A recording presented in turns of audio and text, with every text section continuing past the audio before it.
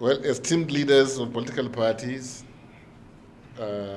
gentlemen of the press, the Inter-Party Advisory Council, Ipac, cognizant of the roles of political parties in consolidating and deepening our democracy, ensuring an environment conducive to successful elections, political stability, enduring democracy, respecting the legal framework guiding the electoral process in Nigeria, particularly the Constitution of the Federal Republic of Nigeria 1999 as amended, and the Electoral Act 2022 is strongly determined to ensure free, fair, credible, transparent, generally acceptable, inclusive, and peaceful elections in this country.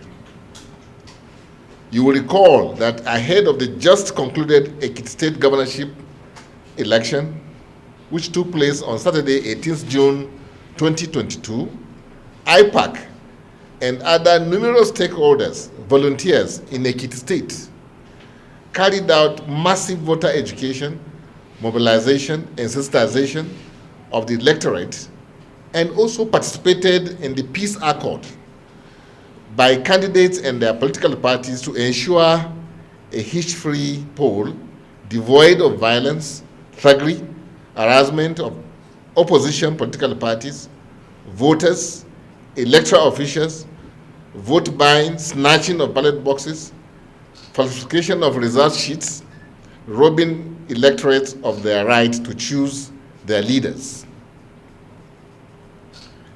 Council was optimistic that with improved technology, particularly the deployment of the bimodal voter accreditation system, BVAS, which carried out verification, accreditation, and confirmation of eligible voters, the gubernatorial election would be credible, more so with adequate security agents and operatives of the EFCC at strategic locations in the state.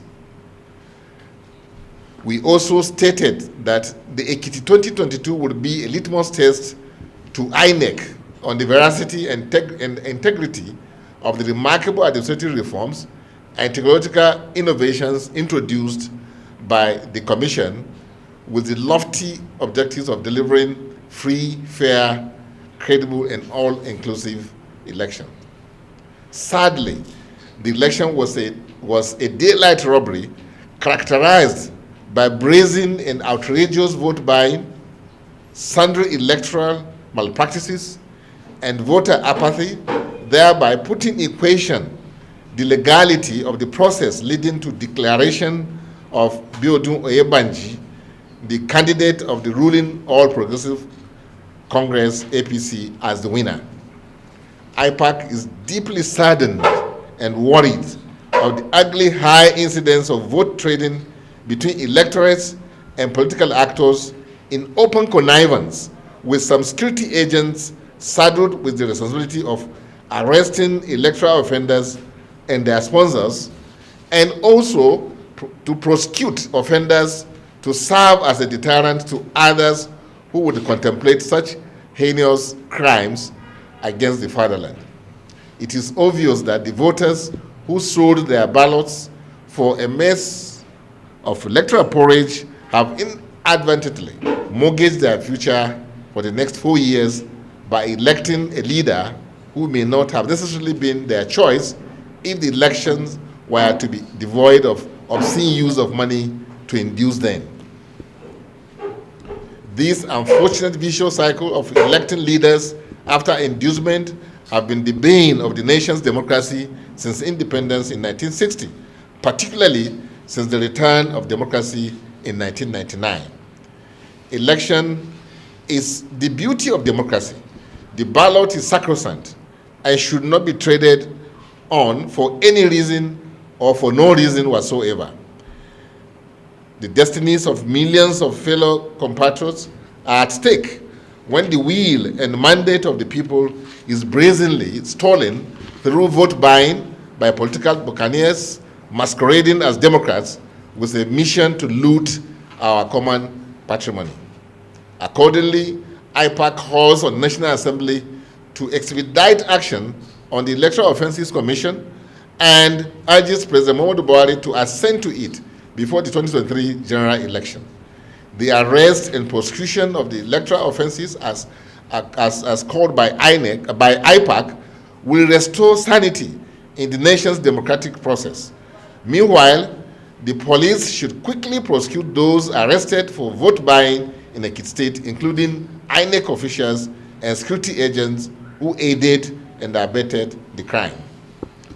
The ugly Ekiti episode has eroded the value of the hard work by Inec, which also has inadvertently affected the perception of the citizens as to the capacity of Inec to conduct and ensure credible election results.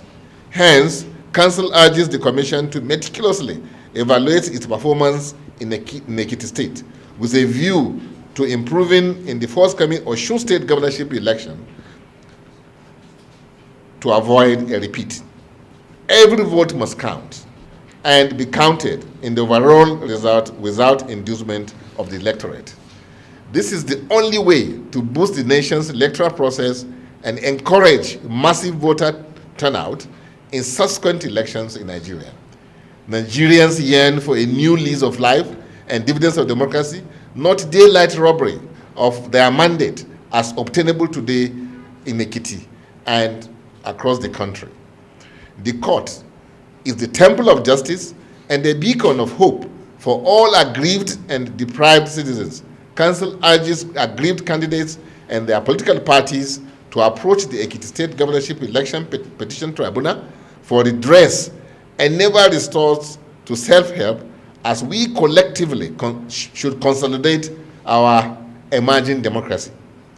With the active participation of Nigerians, we shall enthrone genuine democracy in the country where every vote is counted and counts without financial inducement, harassment, rigging, and violence. Ipac also admonishes the distinguished party leaders to treat and handle the trust reposed in them as a sacred responsibility and a rare opportunity as compatriots to enthrone democracy in our great country, Nigeria, by allowing fair play during elections. Ipac will continue to promote democracy and good governance in Nigeria. It is a task that must be done. We are all in it together. Together we shall make Nigeria great again. Thank you for your audience. We, as a council and political parties ourselves, we are not happy with what is happening. It will appear as all of us are victims of circumstance. And the circumstance is not any other thing than what the citizens are going through today in this country in terms of the hardship, economic hardship, and other problems that the citizens are battling with. That's why some of them are conditioned against their will, to perhaps do what they did. But Aban says that, in most cases, it is not the political party chairman, or in some cases even the top executives, that perpetuate some of these things. Although, like I said, there's no way we can absolve ourselves of the blame. But the truth is that yourself, ourselves, we are all victims of the circumstance. And that's why we're saying that we have to do whatever is necessary, including this press conference that we're holding now, to awaken the consciousness of the citizens of this country that this vote buying is, believe you me, the greatest havoc you can do to what is called democracy. Because people will soon lose confidence in the system itself. They may not even come out to participate in the exercise. And that is the beginning of the end of democracy. And democracy, of course, is not everybody that's a friend of democracy. We have enemies of democracy who are also very, very formidable. So it's our duty, all of us, to ensure that at every point in time we have opportunity, we speak against this cancer that is eating deep into the fabrics of democracy in this country. That's why we are saying what we are saying. we wish that it's something different from what happened. And other infractions that took place, like you rightly said, they are not as damaging as this vote buying. A situation where citizens lined up and waiting to be given how much, and they're even fighting against each other, that I should be, there's a woman, I understand, who came out and said, I've cast the vote for you, so where is the money that I was promised, in the public, she was, so you can imagine how a laughing stock we have become in the eyes of the world. So this is why we are not happy what is happening. And that's why we are calling on each other, ourselves as party, managers or leaders, to live above board as far as this responsibility is concerned. So you may say INEC, yes, like we gave INEC, the credit for bringing out these innovations, technological, innovations, and also not only technological innovations, but also showing commitment, to the process to ensure that. But here you are, since it's not only INEC that is involved in the process, you have the security agencies who, because like I said, we are all victims. And it's not in the contemplation of the Constitution that put security agencies in place that the nationals or the citizens should take care of some of these problems. That is why you have people that are now giving, the responsibility of ensuring that some of these things do not happen, especially in our climate today. If we had the police or the other agencies that are supposed to be there are doing their job as they're supposed to do it, they could stop it. They could have stopped, the exchange of money, in the open. So these are the things we are talking about. So other infractions are there, but they are not as damaging, like I said, as this one. And somebody talk about 2023. Yes, we are afraid, we are worried, we are concerned that care is not taken. Nigeria may be on a roller coaster, and where we land is anyone's guess. If we allow money to go to be used the way it's being used, look at the process of primaries. Look at what happened, in those primaries. Who has been arrested, and these are things that if security agencies want to do their job, they can easily, because a case of people even going back to the people he gave money to that give him my money, and the money was returned to him, and in some cases even police were used to now, recover the money. So can you imagine that kind of situation? So that's why we're making this, press address to awaken the consciousness of everybody that this is danger. It's like an accident waiting to happen. We shouldn't allow it to happen.